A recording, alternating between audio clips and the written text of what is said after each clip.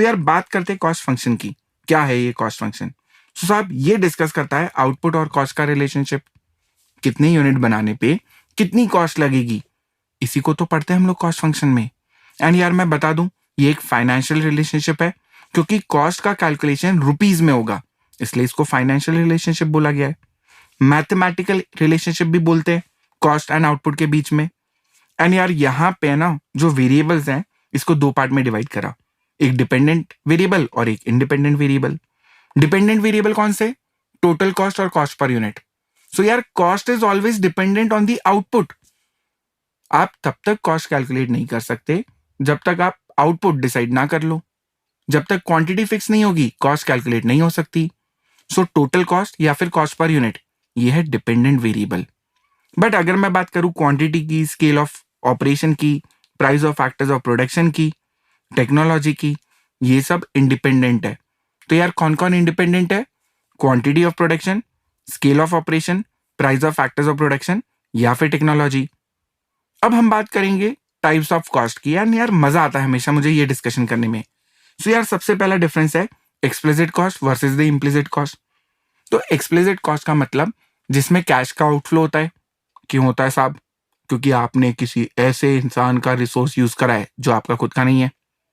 मतलब जब आप किसी और का रिसोर्स यूज करोगे ना, तो आपको उसको पेमेंट करना पड़ेगा कैश में, कैश का आउटफ्लो होगा। तो ये हो जाती है एक्सप्लिसिट कॉस्ट। इम्प्लिसिट कॉस्ट है जिसमें कैश का आउटफ्लो नहीं होता। क्यों नहीं होता? क्योंकि आपने खुद का रिसोर्स यूज करा है। So when you use a resource owned by yourself, you don't have to pay anyone cash. Cash का आउटफ्लो नहीं होता, इम्प्लिसिट कॉस्ट। अब यार एक्सप्लिसिट कॉस्ट के और भी नाम है, out of pocket cost, outlay cost. Implicit cost के जो दूसरे नाम है that is notional cost, imputed cost. एक चीज बता दूं, इम्प्लिसिट कॉस्ट में अपॉर्चुनिटी कॉस्ट इंक्लूडेड होता है। सो इम्प्लिसिट कॉस्ट एक ब्रॉडर टर्म है, अपॉर्चुनिटी कॉस्ट उसके अंदर एक इंटरनल पार्ट है।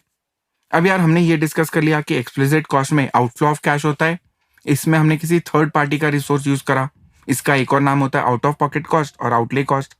अब इसको हम ऑब्जेक्टिवली मेजर कर सकते हैं एग्जैक्टली, क्योंकि हमें पता है ना हमने कितना पेमेंट करा। तो यहाँ पे अंदाजा लगाने की जरूरत नहीं है, एक्यूरेटली आपको पता चल जाएगा कि खर्चा कितना। इसको आप अकाउंट्स में रिकॉर्ड भी करते हो, ये अकाउंटिंग पर्पस में काम आती है एक्सप्लिसिट कॉस्ट। बट यार इम्प्लिसिट कॉस्ट, कैश का आउटफ्लो तो हो नहीं रहा है, खुद के रिसोर्स की कॉस्ट है ये।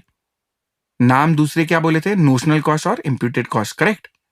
इसको आप जब कैलकुलेट करते हो ना, तो ये सब्जेक्टिव बेसिस पे होता है, मतलब अंदाजा लगता है, एस्टिमेट लगाया जाता है, आपको एक्यूरेटली नहीं पता। क्यों? क्योंकि यार कैश का आउटफ्लो तो हुआ ही नहीं ना, तो अंदाजा लगा रहा हूं कि अंदाजन रेंट इतना होगा। सबसे इंपॉर्टेंट बात, अकाउंटिंग में इम्प्लिसिट कॉस्ट रिकॉर्ड नहीं करी जाती है। तो जब रिकॉर्ड ही नहीं करते तो निकालते क्यों है और क्या काम आएगी ये काम आएगी डिसीजन मेकिंग के लिए। बस इतना याद कर लो तो तुम्हारा एक्सप्लिसिट कॉस्ट और इम्प्लिसिट कॉस्ट का जो झगड़ा है खत्म हो जाता है। अब बात करते हैं अकाउंटिंग कॉस्ट की। सो यार अकाउंटिंग कॉस्ट में क्या आता है? अकाउंटिंग कॉस्ट में आता है सिर्फ और सिर्फ एक्सप्लिसिट कॉस्ट। इकोनॉमिक कॉस्ट में क्या आता है? Explicit plus implicit cost. Okay sir एक बार और बोल दो। ठीक है साहब, अकाउंटिंग कॉस्ट में आएगा सिर्फ और सिर्फ एक्सप्लिसिट कॉस्ट और इकोनॉमिक कॉस्ट में आएगा explicit plus implicit cost.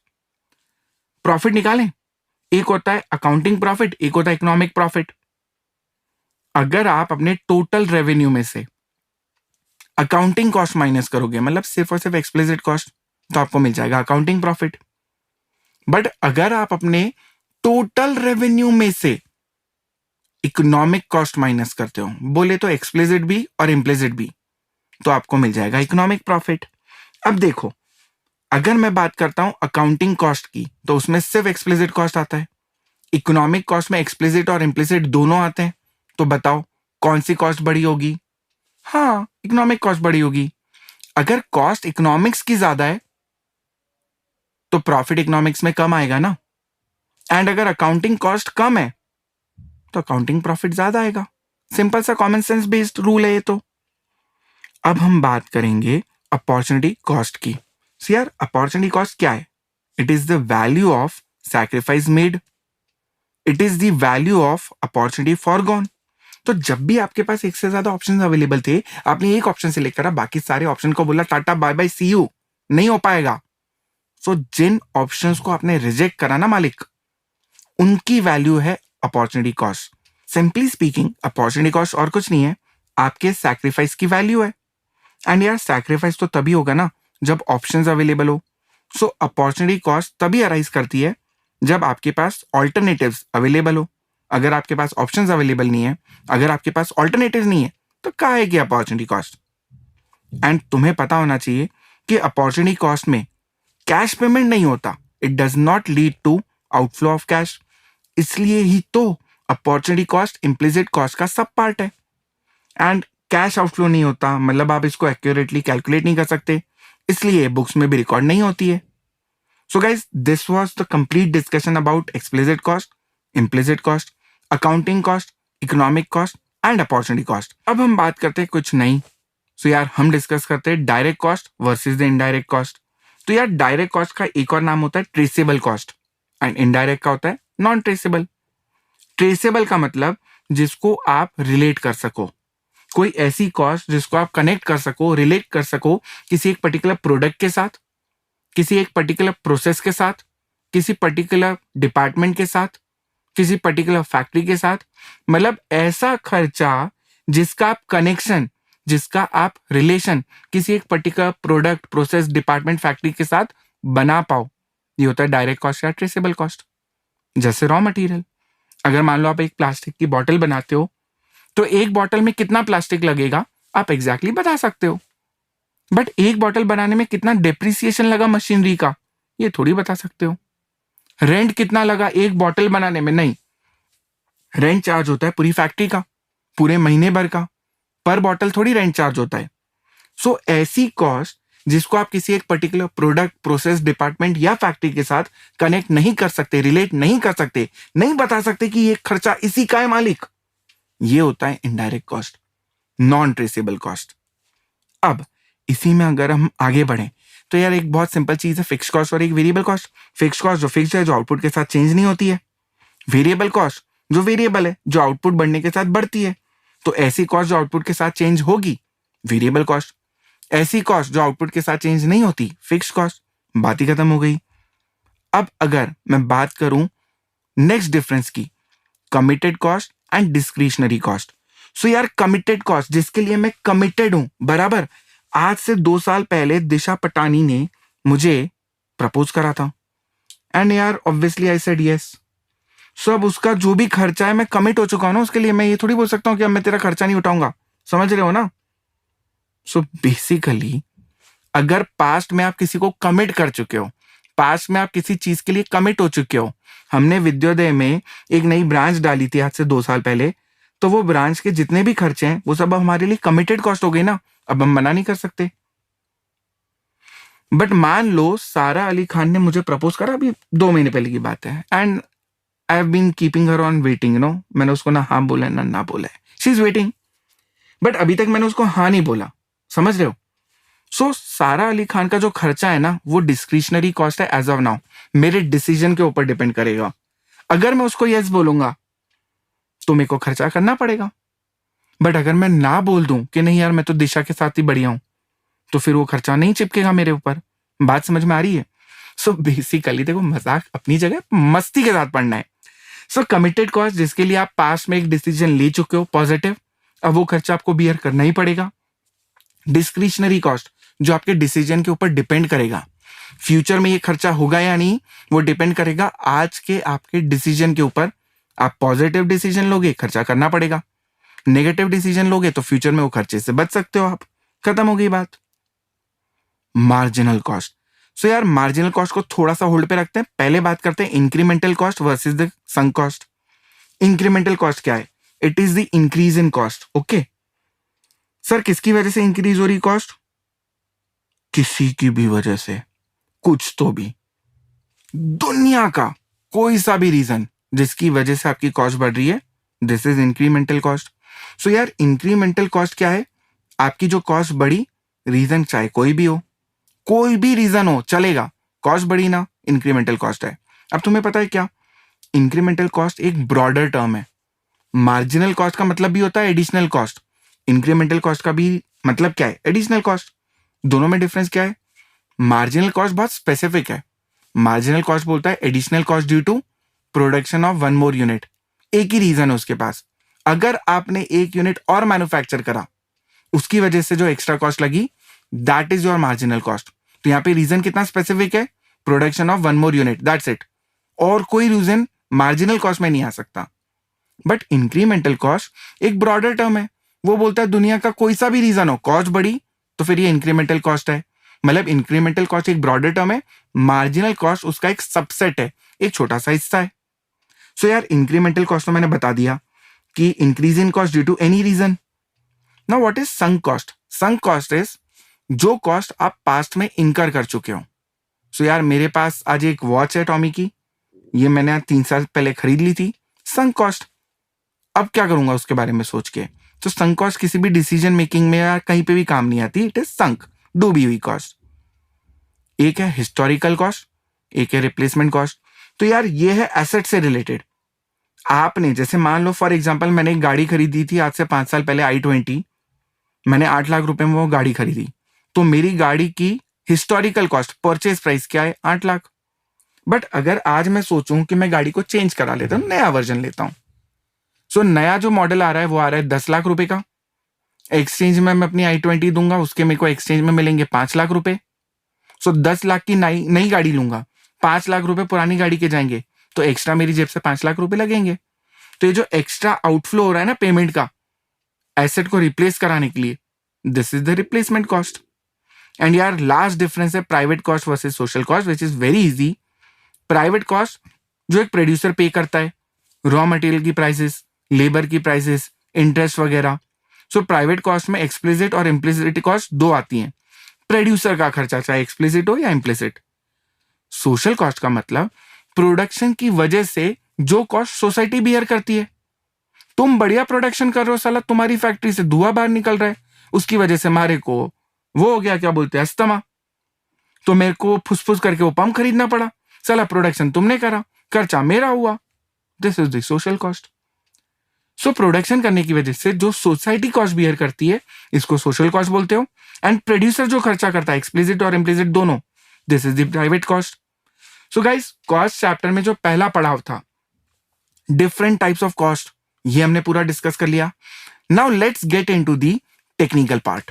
So guys technical part में सबसे पहले हमें यह समझना है कि फैक्टर्स ऑफ प्रोडक्शन के दो क्लासिफिकेशन है, पहला फैक्टर इनपुट और दूसरा नॉन फैक्टर इनपुट। यार फैक्टर इनपुट में आता है लैंड, लेबर, कैपिटल और एंटरप्रेन्योरशिप। नॉन फैक्टर इनपुट में आता है रॉ मटेरियल। सो सर ये आप हमें क्यों बता रहे हो फैक्टर इनपुट और नॉन फैक्टर इनपुट? यार हो सकता है क्वेश्चन आ जाए एमसीक्यू में कि फैक्टर इनपुट में क्या आता है और क्या नहीं आता, तो सुन लो एक बार। फैक्टर इनपुट है लैंड, लेबर, कैपिटल और एंटरप्रेन्योरशिप, जबकि नॉन फैक्टर में सिर्फ और सिर्फ रॉ मटेरियल आता है, बराबर। अब एक टेक्निकल डेफिनेशन है कॉस्ट ऑफ प्रोडक्शन की। So what is cost of production की टेक्निकल डेफिनेशन? सिंपल है यार, प्रोड्यूसर ने जो भी खर्चा करा फैक्टर इनपुट के ऊपर as well as non factor input के ऊपर, क्यों करा खर्चा? For the purpose of production of goods and services, ये होता है कॉस्ट ऑफ प्रोडक्शन। तो कॉस्ट ऑफ प्रोडक्शन कुछ नहीं है, sum total of expenditure incurred by the producer. जितना भी खर्चा प्रोड्यूसर ने करा उसको ऐड कर लो। किसके ऊपर करा साहब? Factor input as well as non factor input. Very good यार, क्यों करा खर्चा? For the purpose of production of goods and services. ठीक है सर, हो गया याद। नेक्स्ट है cost function. So cost function क्या है? Relationship between cost and output. And यहाँ पे अलग अलग टाइप की कॉस्ट है। जैसे सबसे पहली है टोटल वेरिएबल कॉस्ट। तो यार पहले भी समझाया, वेरिएबल कॉस्ट जो आउटपुट के साथ चेंज होती है, एक होती है फिक्स कॉस्ट जो आउटपुट के साथ चेंज नहीं होती है, एंड एक होती है टोटल कॉस्ट। सो गाइस ये सुनना, टोटल कॉस्ट का मतलब है total fixed cost plus total variable cost. एक और कॉस्ट जो यहाँ पे टाइप है हमारे पास, that is marginal cost. So यार मार्जिनल कॉस्ट का मतलब क्या था? Additional cost. एंड रीजन बड़ा स्पेसिफिक है, due to production of one more unit. एक यूनिट ज्यादा मैन्युफैक्चर करोगे, उसकी वजह से जो कॉस्ट इंक्रीज होगा, दैट इज मार्जिनल कॉस्ट। खत्म हो गई बात। अच्छा एक चीज तुम लोगों ने वो करी अप्रिशिएट कि यार कॉस्ट जो फंक्शन चैप्टर है ना, वो प्रोडक्शन का टोटली उल्टा है। मतलब सारे रिलेशनशिप जो प्रोडक्शन में ना, उसका इन्वर्स कर लो तो कॉस्ट बन जाता है। खैर बाद में बात करेंगे, पहले बात करते हैं फॉर्मूले की। सो गाइस फॉर्मूले मुझे लगता है इस पॉइंट ऑफ टाइम पे तुम सबको याद होगा, बट फिर भी मेरी ड्यूटी एक बार रिकॉल कराना।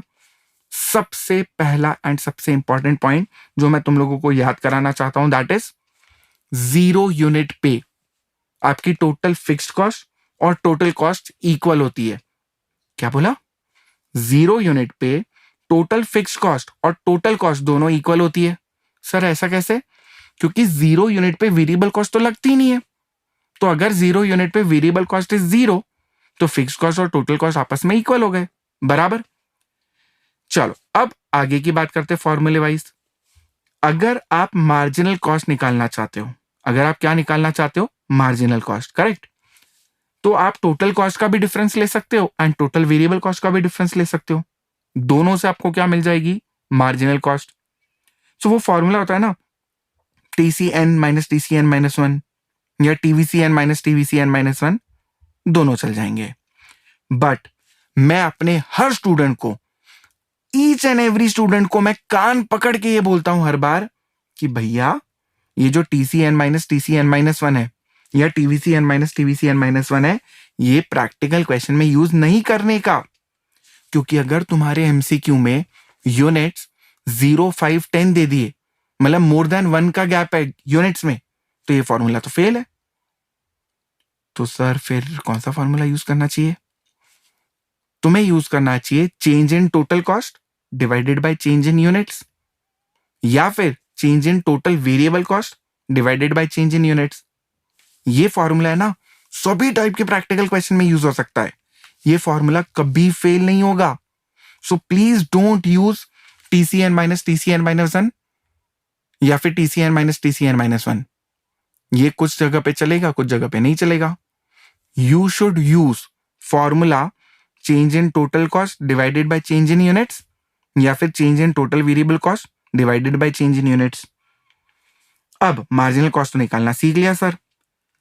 अब अगर मुझे TVC निकालना है, क्या निकालना है? Total variable cost. तो बहुत सिंपल सी बात है, आप अपने मार्जिनल कॉस्ट को ऐड करो, आपको TVC मिल जाएगा। आई रिपीट, आप मार्जिनल कॉस्ट को ऐड करो तो आपको टोटल वेरिएबल कॉस्ट मिल जाएगा।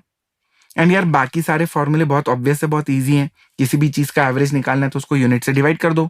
अगर आपको AVC निकालना है तो TVC divided by quantity, AFC निकालना है तो TFC divided by quantity, AC निकालना है एवरेज कॉस्ट या एवरेज टोटल कॉस्ट, तो टोटल कॉस्ट को क्वांटिटी से डिवाइड कर दो, खत्म होगी बात।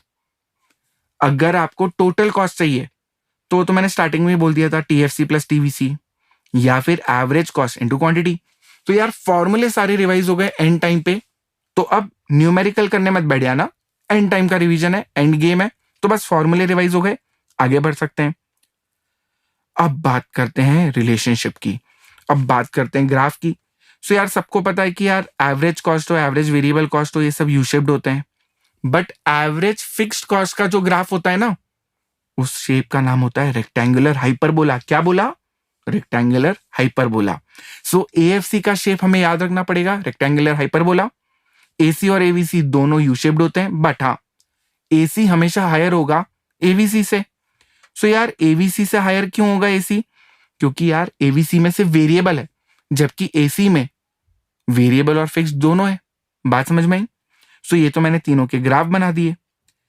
अब रिलेशनशिप डिस्कस कर लेते, तो हमारा कॉस्ट का जो शॉर्ट रन एनालिसिस का डिस्कशन है खत्म हो जाएगा। सो गाइस पहले डिस्कस करते हैं MC का रिलेशन TC और TVC के साथ। सो यार स्टेज 1 में जब मार्जिनल कॉस्ट फॉल होता है तो TC और TVC दोनों डिक्रीजिंग रेट से बढ़ते हैं। वापस से बोल रहा हूं, फर्स्ट स्टेज जहां पे MC फॉल हो रहा है, TC और TVC दोनों डिक्रीजिंग रेट से बढ़ रहे हैं। स्टेज 2 जब मार्जिनल कॉस्ट इंक्रीज होता है तो TC और TVC दोनों इंक्रीज होते हैं, बट एट इंक्रीजिंग रेट। यार मैंने प्रोडक्शन में भी तुमको बताया था, पूरे इकोनॉमिक्स में कोई सा भी टोटल ले लो, टोटल कॉस्ट ले लो, टोटल रेवेन्यू ले लो, टोटल यूटिलिटी ले लो, टोटल का जो ग्राफ का नेचर है ना, that will be dependent on the marginal. पूरे इकोनॉमिक्स में रूल है, अगर मार्जिनल फॉल हो रहा है तो टोटल बढ़ेगा बट डिक्रीजिंग रेट से। पूरे इकोनॉमिक्स में रूल है कि अगर मार्जिनल वाली टर्म इंक्रीज हो रही है तो टोटल वाली इंक्रीज होगी इंक्रीजिंग रेट से। पॉइंट समझ में आया? तो यही रिलेशन है MC का TC के साथ, या टीवीसी के साथ। मतलब तुम मुझसे एमसी और टीसी का रिलेशन पूछो या एमसी और टीवीसी का, दोनों के रिलेशनशिप के पॉइंट डिट्टो सेम है। अब यार बात करते हैं मार्जिनल कॉस्ट का रिलेशन एसी के साथ और एवीसी के साथ। सो यार यहां पे भी बहुत सारी चीजें कॉमन है इकोनॉमिक्स में। जब भी आपका मार्जिनल कॉस्ट फॉल होगा स्टेज 1, तो अगर मार्जिनल फॉल हो रहा है तो एवरेज भी फॉल होगा। बट बड़ा कौन होगा जब दोनों गिरते हैं? एवरेज। तो आपका एवीसी या एसी हायर होगा। सेकेंड स्टेज में जब मार्जिनल इंक्रीज होता है, marginal cost I mean to say, so अगर मार्जिनल इंक्रीज होगा ना तो आपका एवरेज कॉस्ट और एवरेज वेरिएबल कॉस्ट भी इंक्रीज होगा। बट जब दोनों बढ़ते हैं तो मार्जिनल हायर होता है। एंड एक और बात बताऊं, जब एमसी इस एवरेज को कट करता है, चाहे एसी को या एवीसी को, तो एसी और एवीसी उसके मिनिमम पॉइंट पे होते हैं। हो गया रिलेशनशिप, पूरा डिस्कस कर लिया अपन ने। एंड यार तुम सबको को रिकॉल तो हो ही चुका होगा यहां तक का पूरा। अब हमें बात करनी है सिर्फ आखिरी के 5 मिनट, जहां पे हम बात करेंगे लॉन्ग पीरियड एनालिसिस की। सो यार लॉन्ग रन में कॉस्ट का क्या बिहेवियर होता है ये अब अपन डिस्कस करते हैं। सो गाइस, लॉन्ग रन में हमारे मॉड्यूल में बहुत सारी चीजें दे रखी हैं, पर मैं तुम्हें उसकी एक समरी दूंगा। बस इतनी पॉइंट याद रख लेना, तुम्हारा काम हो जाएगा। सो लॉन्ग रन में सबसे पहली चीज, प्लानिंग कर्व किसको बोलते हैं? सो यार प्लानिंग हमेशा लॉन्ग टर्म की होती है, तो आपको याद रखना है कि प्लानिंग कर्व किसको बोलते हैं? LAC को, long run average cost curve को। आई रिपीट, प्लानिंग कर्व किसको बोलते हैं? LAC, L से long run, average cost curve. And एक और कॉन्सेप्ट होता है प्लांट कर्व, ये किसको बोलते हैं? तो यार प्लांट हमेशा ना शॉर्ट रन में ऑपरेट होता है। प्लांट की जब प्लानिंग होती है ना तो 3-3 महीने का प्रोडक्शन प्लान होता है, 1-1 महीने का प्रोडक्शन प्लान होता है। सो प्लांट कर्व हमेशा शॉर्ट रन कॉन्सेप्ट होगा। तो यहां पे SAC, short run average cost curve होगा। तो यार मैंने तुम्हें 2 चीजें याद रखने को बोली, प्लानिंग कर्व LAC और प्लांट कर्व SAC। अब तुम बोलोगे कि सर एक प्रोड्यूसर कैसे डिसाइड करता है कि वो कितना आउटपुट बनाए ने, वो कैसे ऑपरेट करे, मतलब प्रोड्यूसर की डिसीजन मेकिंग कैसे होती है? तो सुनो, सबसे पहले प्रोड्यूसर को अपनी क्वांटिटी डिसाइड करनी पड़ेगी कि उसको कितने यूनिट्स बनाने हैं। उतने यूनिट्स बनाने में अगर उसके पास एक से ज्यादा एसएससी अवेलेबल है, he has more than 1 SSC. Sir समझ में नहीं आ रहा, एक से ज्यादा एसएससी कैसे होता है? यार सिंपल सी बात है, अगर मुझे चाय बनाना है, दूध और पानी 2 चीजें लगती है चाय बनाने को, बराबर। सो अगर मैं दूध और पानी 50-50 यूज करूं तो मेरी कॉस्टिंग अलग बैठेगी। 70% दूध और 30% पानी यूज करूंगा तो कॉस्टिंग अलग बैठेगी, थोड़ी सी हायर। एंड उल्टा 30% दूध एंड 70% पानी तो कॉस्टिंग कम बैठेगी। सो आप अपने फैक्टर्स और प्रोडक्शन का जो अलग अलग मिक्स यूज करते हो ना, उसके हिसाब से एक प्रोड्यूसर के पास एक से ज्यादा एसएससी अवेलेबल होता है। So once a producer has decided कि मुझे इतने यूनिट्स बनाने हैं, उतने यूनिट्स पे अगर उसके पास एक से ज्यादा एसएससी अवेलेबल है, तो प्रोड्यूसर हमेशा क्या चाहता है? उसकी कॉस्ट कम हो जाए, तो वो हमेशा लोअर एसएससी पे ऑपरेट करेगा। मैंने तुमसे ये नहीं बोला लोएस्ट पॉइंट ऑन एसएससी।